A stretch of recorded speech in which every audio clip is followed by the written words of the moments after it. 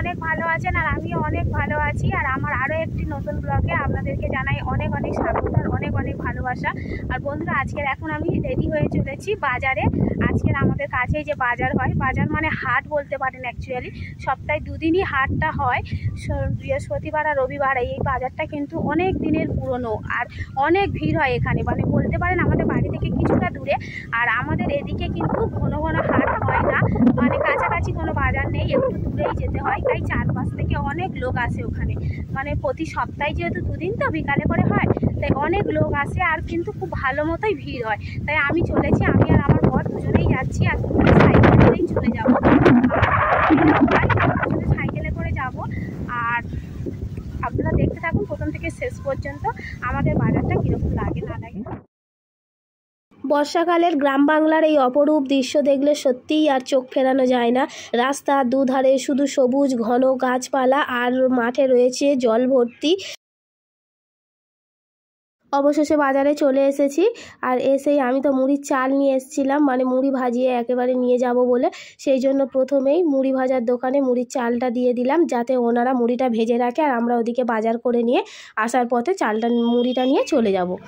এবারে চলে যাচ্ছি আমরা বাজারের দিকে, আর বাজারে কিন্তু ঢুকেই গেছি আর আমাদের বাজার এখান থেকেই শুরু হলো। এখন হেঁটে হেঁটে যাচ্ছি আর এত রোদ্দুর দিয়েছে আজকের, মানে বর্ষার আকাশ তো, রোদ্দুরে পুরো ঘেমে গেছি, খুব কষ্ট হচ্ছিলো। সেজন্য প্রথমেই ঢুকেই ভাবলাম লস্যি খেয়ে নিই একটু। লস্যি খেলে কী হবে, মনটাও ভালো থাকবে, বাজারটাও খুব খুশি মনে করতে পারবো। এখন চলেছি বাজারের দিকে আর সব দোকানপাট খুলছে। আর এই দেখুন, আমাদের যেহেতু বিকালের বাজার সেজন্য কিন্তু এত রোদ্দুর দিয়েছে। আর তারপরেই ঢুকে এলাম প্রথমেই আমরা কাঁকড়ার দোকানে। মানে এখানে এই জায়গাটায় পুরোটা মানে কাঁকড়া বসে আর কি, যত ধরনের কাঁকড়া হয় আর বেশি মানে সমুদ্র কাঁকড়াগুলোই এখানে থাকে। আর এটা কিন্তু সপ্তাহে দুদিন বাজার তো হাট, দুদিনই কিন্তু এখানে কাঁকড়া আসে আর অনেক করে কাঁকড়া পাওয়া যায়। আর এই বাজারটাতে মোটামুটি সব ধরনেরই বেচা কেনা চলে।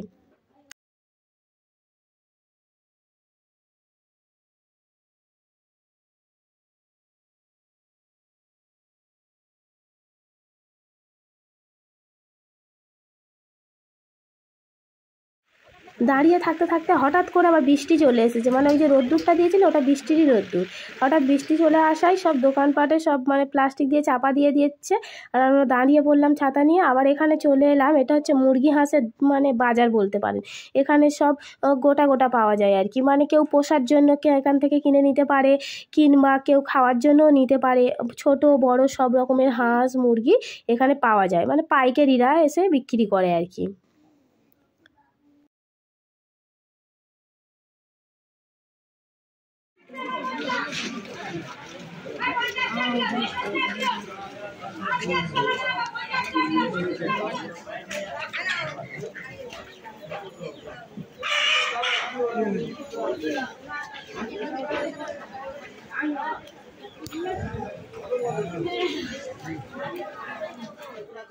এবার আস্তে আস্তে আমি হাটের ভিতরের দিকে ঢুকছি।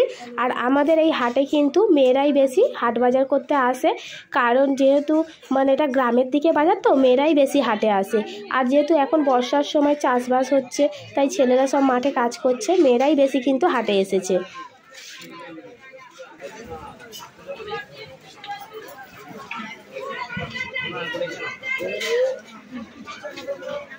এখান থেকে আমি একটা ঝাঁঝরি হাতা নেব বলে দেখছিলাম, আমার বরকে জিজ্ঞেস করছিলাম যে ছোটোটা নেব না বড়টা নেব, কোনটা নিলে আমাদের সুবিধা হবে। তো আমার বর বলল ছোটোটা নিলেই সুবিধা হবে। আর একটা ঝাঁঝরি হাতা তো নিলাম, আর তার সাথে কয়েকটা চামচও নিয়ে নিলাম। যেহেতু বাড়িতে কিসিপ থাকে তাই চামচ খুব ঘন ঘন হারিয়ে যায় আর চামচের প্রচুর দরকার বাড়িতে। সেজন্য দোকান থেকে মানে কয়েকটা জিনিসপত্র কিনে নিলাম।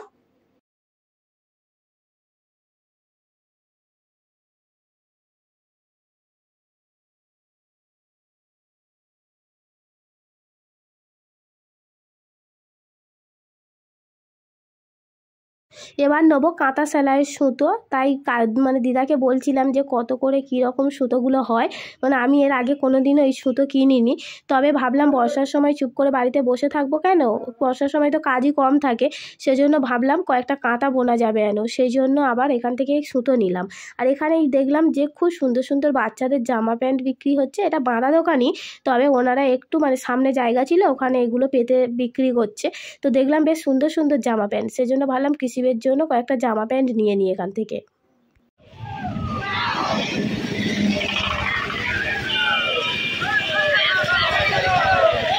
এই দোকানটাতে এলাম আমার একটা কড়া কেনার জন্য, মানে যে ডান্ডি ছাড়া যে কড়াগুলো হয় না, তরি কড়া বলে, ওই কড়া কেনার জন্য এলাম। কিন্তু ওই কাকিমাটা দোকানে মানে অনেক খোঁজাখুঁজি করলো যে ওই কড়াটাই পাওয়া গেল না। কাকু বলছে হ্যাঁ আছে ভিতরের দিকে, কিন্তু কাকিমা খুঁজেই পেলো না। মানে দোকানে এত মালপাট এত জিনিসপত্র যে মানে কড়াটা খুঁজেই পাওয়া গেল না। শেষমেশ আমরা ওখান থেকে চলে এলাম। এবার চলে এলাম আমার যে প্রিয় জিনিসটা, মানে আমি যেখানেই যাই, যতবার বাজারে যাই সেখান থেকে একটা করে হলেও গাছ নিয়ে আসবো। গাছকে আমি মানে খুবই ভালোবাসি, আর আমাদের বাগানে তো দেখেছেন সব রকমের গাছ পাওয়া যায়, মানে আছে আর কি বলতে পারেন। তো এখানে এলাম, আমার বর এসেছিলো অ্যাকচুয়ালি পেয়ারা গাছ কেনার জন্য, বাড়ি থেকেই বলে আসছিল রাস্তায় যে আমি আজকে কিন্তু একটা পেয়ারা গাছ নিয়ে আসবো। কিন্তু এখানে আসায় কাকু বললো যে পেয়ারা গাছটা হয়ে উঠে গেছে, মানে কে একজন নিয়ে চলে গেছে, যে কটা এনেছিল তো এখন আপাতত নেই। কিন্তু পেয়ারা গাছ নিতে এসেছি মানে যে পেয়ারা গাছ নেবো এমনটা না, যে কোনো গাছ নিয়ে বাড়ি যাবে, এটাই হলো আমার মানে একটা ভালো লাগে। তো সেজন্য এখান থেকে দুটো গাছ নিয়ে নিলাম, একটা হলো বকফুল গাছ আর একটা হলো পদ্মের গাছ। আর এখন কাকুর কাছে রেখে দিয়ে যাচ্ছি, বাড়ি যাওয়ার সময় নিয়ে যাবো।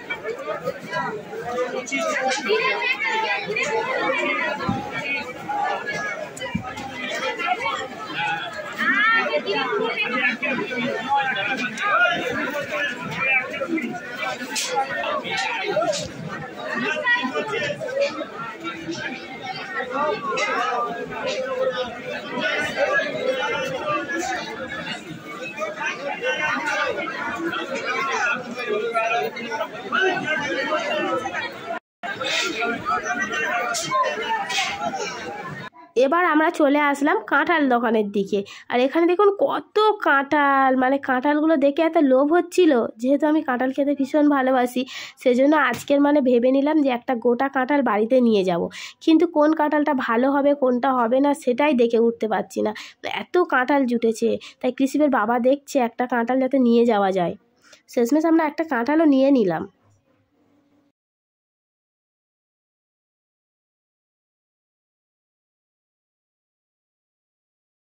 সব বাজার হাট মোটামুটি কমপ্লিট। এখন আমরা চলে এসেছি মাছ আড়তের দিকে।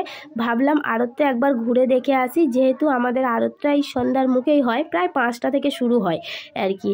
আর সেজন্য একবার ঘুরে আসি, ইলিশ মাছটা মানে কীরকম এসেছে মাছের বাজারটা একবার ঘুরে আসি আর আপনাদেরকেও দেখিয়ে নিয়ে আসি। এই দেখুন আমাদের মাছ আড়তের প্রায় মানে শুরু হয়ে গেছে, আর কত মাছ রয়েছে দেখুন।